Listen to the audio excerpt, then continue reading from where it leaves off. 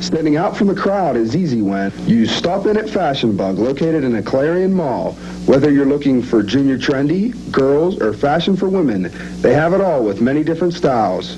With our newly expanded shoe and accessory department, you're surely to find that special touch to enhance that new outfit. And if you have a fashion question, our experts are here to help. That's Fashion Bug, located in the Clarion Mall, just off Exit 9 of Interstate 80. Open Monday through Saturday, 10 a.m. till 9 p.m. Sunday from noon till 5. Where have all the children gone? Long time passing. Every day, 10 children are killed by gunfire. You can help stop the violence. Call 1-800-WE-PREVENT. Not one more lost life. Not one more grieving family. Not one more. Gone to graveyards one by one. Oh, when will we ever learn? News travels fast. That's why you need the speed and accuracy of a news team that brings coverage closer to home. Every Tuesday and Wednesday night, join TV5 News for Clarion's only live local newscast on television at 8. Tune in for the latest in regional, state, and national news. Plus, with our newspaper exchange partner, the Clarion News, teaming up to bring coverage closer to home every Tuesday and Wednesday at 8 p.m. Clarion's only live local newscast on television at 8 is here on TV5. Introducing the Italian Misa Trio from Domino's Pizza, located in the 800 Center in Clarion. Domino's Pizza offers a wide variety of pizza, wings, breadsticks, and hoagies. And for just $9.99, get a large unlimited topping pizza. Stop in or have Domino's deliver. That's Domino's Pizza, located in the 800 Center. Phone 226-4060. That's Domino's Pizza, 226-4060. Welcome back to TV5 News. Let's take a look at more Pennsylvania election results. In the Philadelphia mayoral race, John Street, the Democrat, beat Samuel Katz, the Republican, with 50% of the vote to his 49%. Coming in third was John McDermott with 1% of the vote.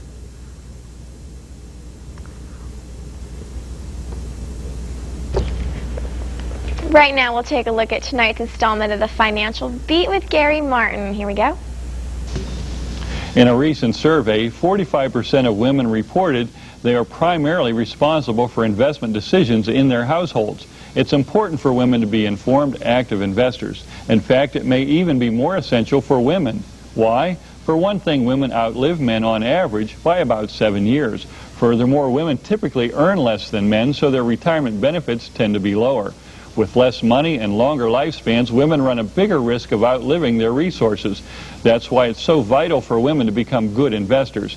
Yet some evidence suggests that women are not as confident as men when it comes to making investment decisions.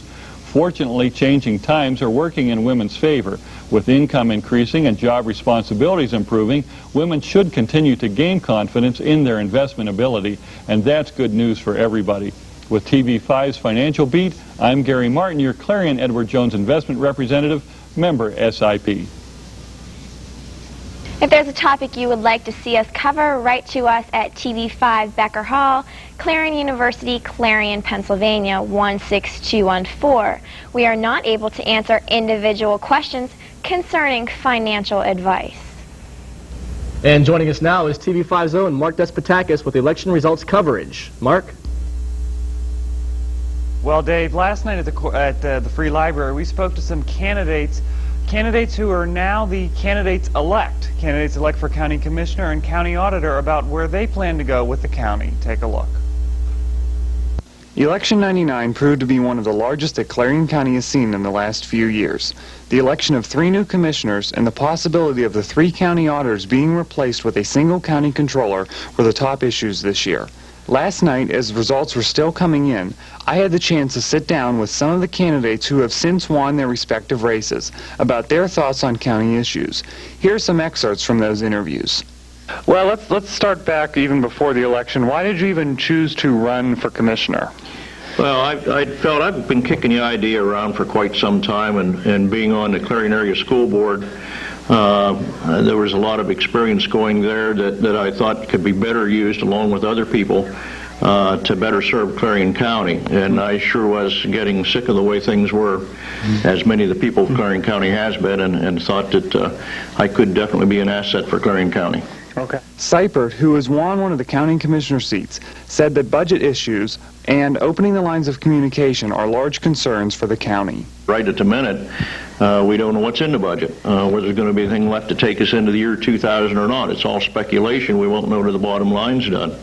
As far as the open lines of communication, a lot of times it appears as though the auditors have been saying to the county commissioners something about budget concerns of the way we do things, and nobody's listening. And I just don't think there's been a line of communication even between the three commissioners. There's what you would really call productive. He also spoke with another successful county commissioner candidate, Donna Hartle, about why she chose to run for commissioner. Quite a few people asked me. They felt that with my abilities, my past experience with county government for 26 years, that I should run. And I decided long ago, no, I wasn't going to do this. And the more I had the people ask me, the more I thought, well, if the support is out there, maybe I should do this. And I feel that if I didn't, and with my experience and my knowledge in county government, I would be shortchanging a lot of people if I didn't. So I felt that it was my obligation and my duty to do so. Okay. In your League of Women Voters issue statement, you had said something about running the county as a business. Could you elaborate on that a little bit? I feel that county government, and especially any kind of branch of government right now, is big business. Clarion County deals with approximately $15 to $16 million budget. And you can't technically look at it as government. You have to look at it as a business. You have to make business-type decisions when you're dealing with that amount of money. The services is very much like a business. You've got to put into it, and especially what you think you're going to get out of it. You have to run it like a business. And I think whoever the three candidates will be able to do that. The other winner in the county commissioner race, John Shropshire, declined our request for an interview. We spoke with candidates tonight about their stand on the issues, but there's one issue that stood out this year, the idea of a controller versus 3 county auditors. We did have an opportunity to speak with 2 of the 3 winning county auditors about their thoughts on the county and the referendum that was defeated. I've been there 8 years. As a matter of fact, the auditors, that are on the ballot, I've had the opportunity to serve with all of them, because Bill Lennon was defeated in the last election, but I had worked with him the first 4 years of my term. Okay. Elected, what's your goals for this next term? Well, we've had quite some battles with our finance department in the last year or so, but we do have on board a new director in Scott Kiefer, and by the looks of it, he's turned things around there, and hopefully it'll be a lot easier job coming up. So we want to work with the financial director there and try to make sure that things go well. A big thing in this race, obviously the commissioner race this year has been big. The auditor race has been big, I think, only because of the question that's on the ballot about possibly replacing the 3 auditors with a controller. What's your take on the question? Well, you're right in that. Usually the auditors take back seat to everything. Nobody wants to see you come, and nobody, But I think with this race, in particular this year, because of that ballot question, has made it very interesting, and a little extra campaigning has gone into it. I've served with the Pennsylvania State Association of County Auditors as their president this year, and of course the association has been very involved in this particular thing and helped us financially with some things and to fight against this. The referendum was defeated with 2/3 of voters voting against it. I also spoke with incumbent Ralph Minnick about his upcoming role in the county. I'm going to be upgrading the office as far as technology. We've just in the last 4 years, we've just started computers. We have probably 75% of our stuff is computerized, so we're going to make it 100%.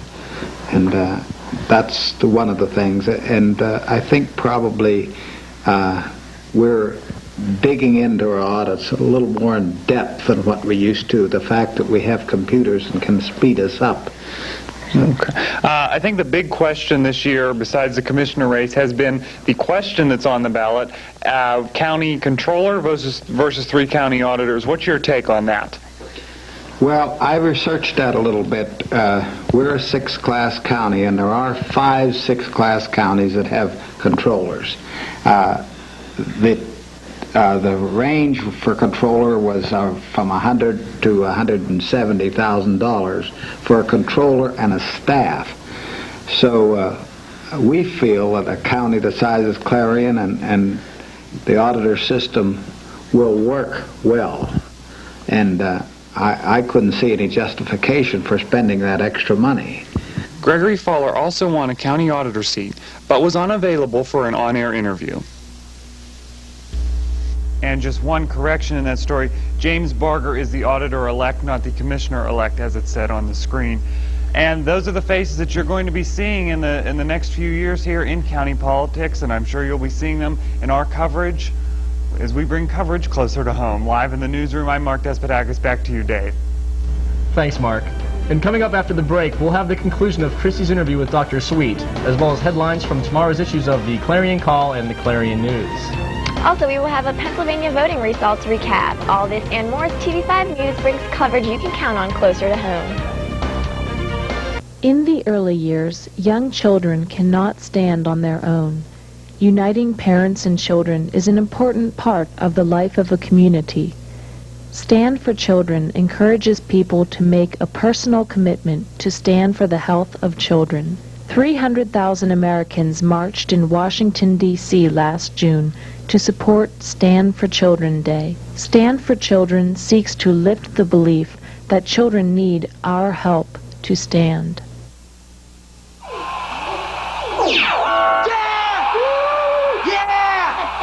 Who's the man? It's my birthday. I'm the man. It's my birthday.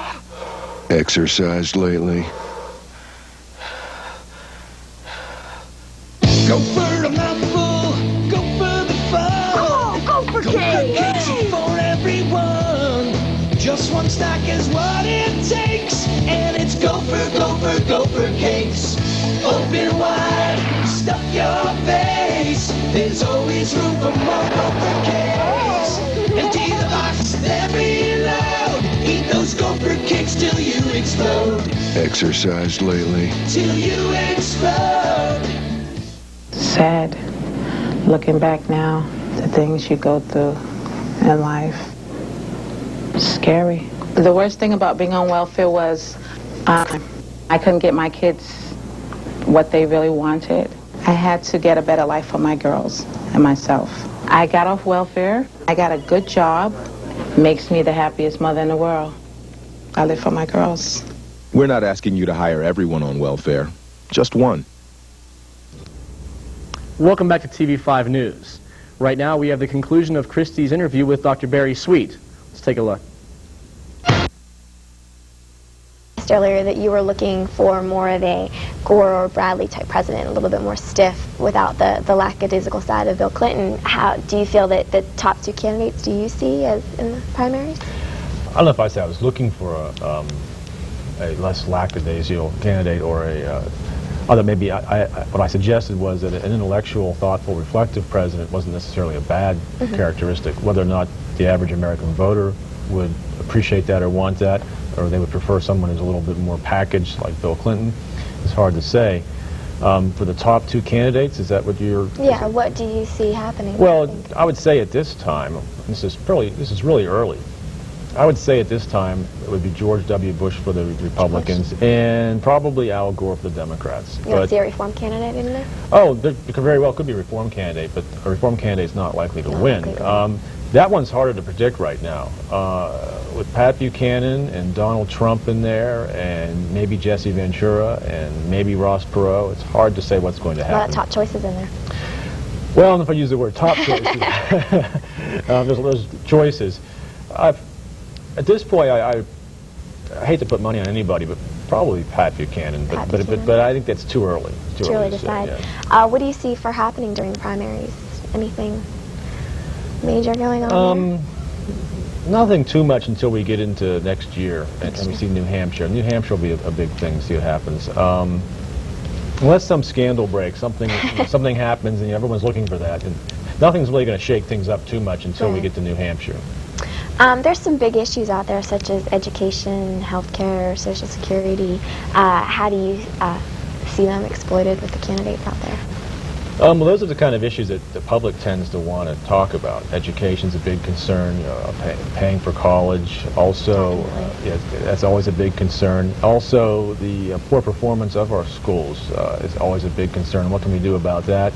And the candidates differ on this. Bradley at times has gone for vouchers, as some of the Republicans. Al Gore said he doesn't like the idea of vouchers. He wants to support our public schools more. So that makes a big difference here. That might be an issue for them to fight over. Social Security is another big issue, although no one really has any solutions. Everyone keeps pointing to it and saying, we're going to solve this problem, or saying, Clinton says the Republicans are going to ruin Social Security. The Republicans say no.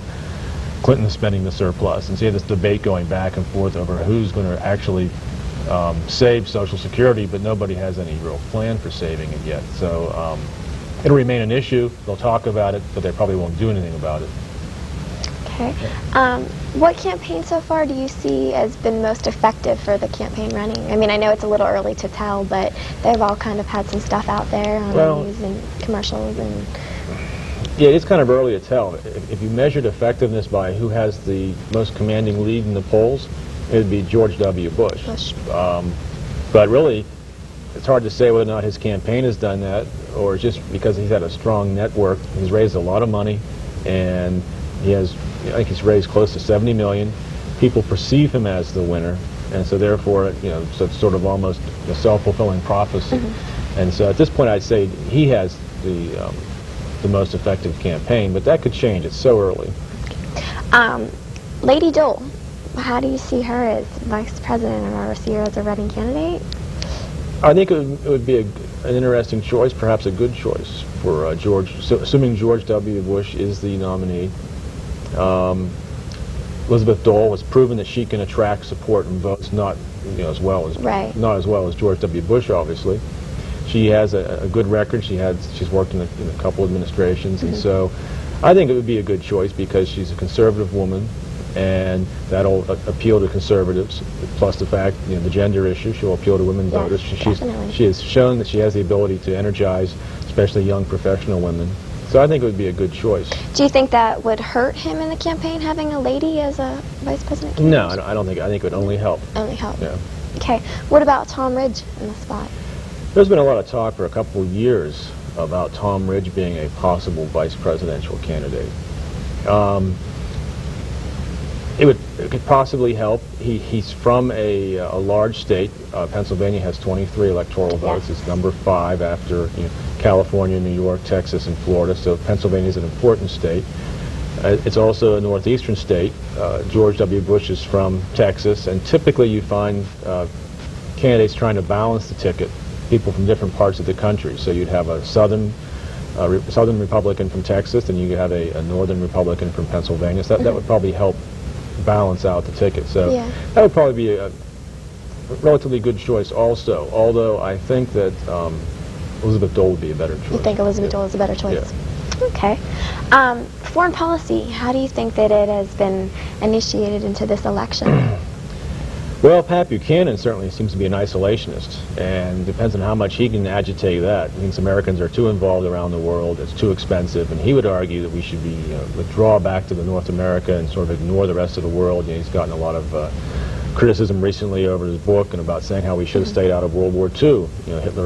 Hitler wasn't a threat to us. That's not a position that other candidates are taking. George W. Bush has criticized Pat Buchanan for that, and so is Gore has been critical of that. So it's hard to say how they differ too much. Although there is a concern that the United States perhaps is overextending itself. We're getting now down into Indonesia with the problems down there, and Kosovo, Bosnia, and Haiti. Yes. And meanwhile, there's a debate, is the military underfunded? Are we overextending the military? So that's where I think an issue is going to come up. How much are we going to spend for the military, and how much more should we take on in terms of these international peacekeeping roles? Another issue related to that, I think, would be our contributions to the UN. I think Al Gore would probably, like President Kennedy, would like us to pay up our dues. We're hundreds of millions of dollars behind in our dues to the UN, and but the Republicans have been less willing to pay that money. So that's another issue, probably, our relationship with the UN. Okay, well, thank you very much. We're going to go over back to Dave now. So thank you very much. Okay, we appreciated thank you. this. Thanks for having me. Okay. Thanks, Christy. Now let's take a look at Clarion County election results. For county commissioners, we have David G. Seifert, Republican, with 17%. Glenn R. Watson, Republican, with 17%. Donna R. Hartle, Democrat, with 26%. John S. Shropshire, Democrat, with 19%. Paul A. Weaver, incumbent independent, 16%. And Vernon L. Etzel, Libertarian Party, at 4%. And for the county prothonotary, we have Chris Baker, Republican, with 34%. Mary Jane McCall, Democrat, with 66%. And the county register and recorder, Greg Mortimer, Republican, 74% of the vote. And Leah A. Reimer, the Democrat, with 26% of the vote. For county treasurer, Robert J. Lewis, Republican, 32% of the vote. Teresa M. Snyder, Democrat, with 68% of the vote. County district attorney, Ronald T. Elliott, Republican, 49%, and Mark T. Aaron, Democrat, 51%. Ralph H. Minnick, Jr., county auditor, with 29%.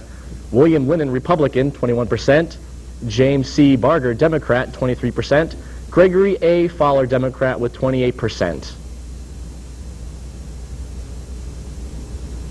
Clarion Borough Council, S. Brad Leonard, Republican, with 37%. Earl Zerfoss, Republican, Democrat, 29%. Joanne Vavrek, Democrat, 34%.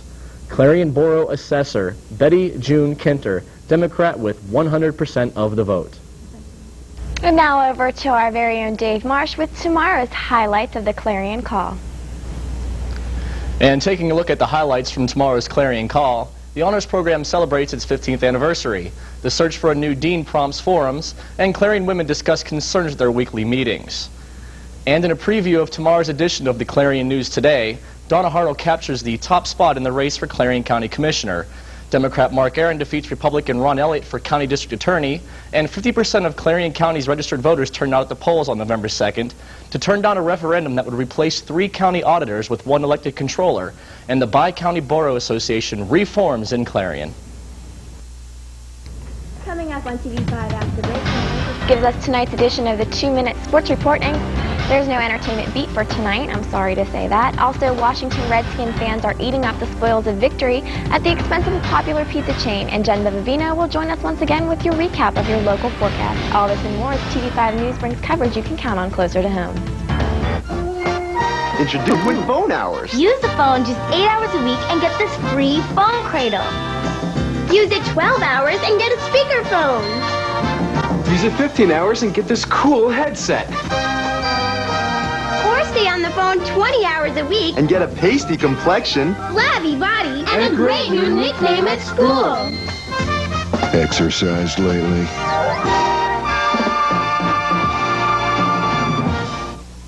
I want all my friends to be there. I want my mother to be there. My hair's gonna be done so beautiful. A lot of music, a nice blue dress.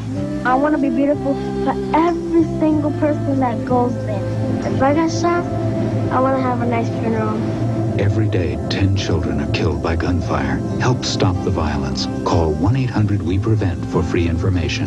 Not one more lost life. Not one more grieving family. Not one more. It's not just about making plans. It's about making a difference. And taking an interest, not just earning it. At Edward Jones, it's about more than investing. It's about knowing you. My every hope, my life, my world, it all begins with a dream. Edward Jones, investing in you and your dreams. In Clarion, see Gary Martin, located on Main Street. Phone 226-7896.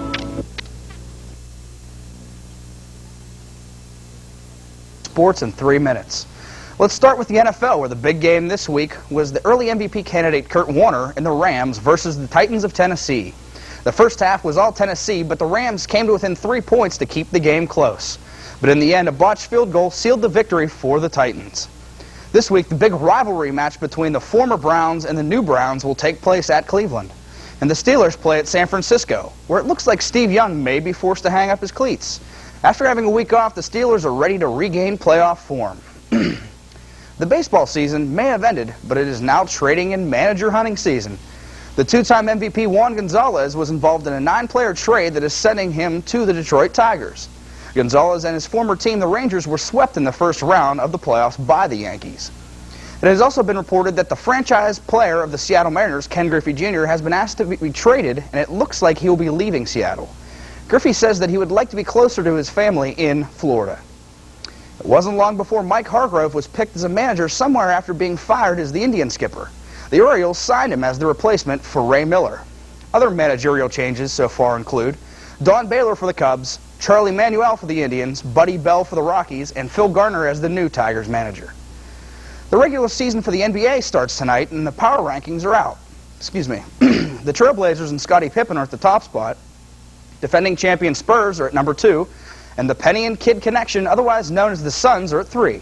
One interesting note is that the Bulls are ranked dead last, even with rookie Elliott Brand. Finally, the Pens have gotten off to a slow 2-5 start and have yet to win a game at home. Maybe they should put their new owner in at goalie, since he is 1-for-1 with a save. Well, that's it for this week. Make sure to watch TV5's coverage of the Golden Eagle football game next week. For TV5 News, I'm Don Ursich. Now back to Dave and Christy. Thanks, Don. Mexican fans are eating up the team's success. Before the start of the season, Domino's Pizza announced a $1 off promotion. On every day after the game, the chain deducts $1 from each pizza for every Redskins touchdown. Well, Sunday, the Skins scored over 6 touchdowns in a lopsided victory over the Chicago Bears. On Monday, local Domino's were running out of pizza and very short on delivery drivers also. But Domino's mogul Frank Meeks, who watched the game from the team's owner box, private box actually, saw what was coming. He figures out that the promotion has already costed him nearly $2 million. And joining us now is Jen Bevavino with one final look at your Clarion area forecast. Jen? Taking a brief glance back to our weather, for Thursday, it will be partly cloudy with a high of 51, a low of 24. For Friday, sunny with a high of 58, a low of 34. And for Saturday, partly cloudy with a high of 34 and a low of 34. That's Clarion's current and extended weather conditions. Back to you, Dave and Christy. That about wraps up tonight's broadcast of TV5 News. Tune in next Tuesday at 8 p.m. as Christy Desort and Brian Cook bring you continuing coverage of local, state, and national news. I'm Christy Herman. And for the entire TV5 News team, I'm Dave Marsh. Good night.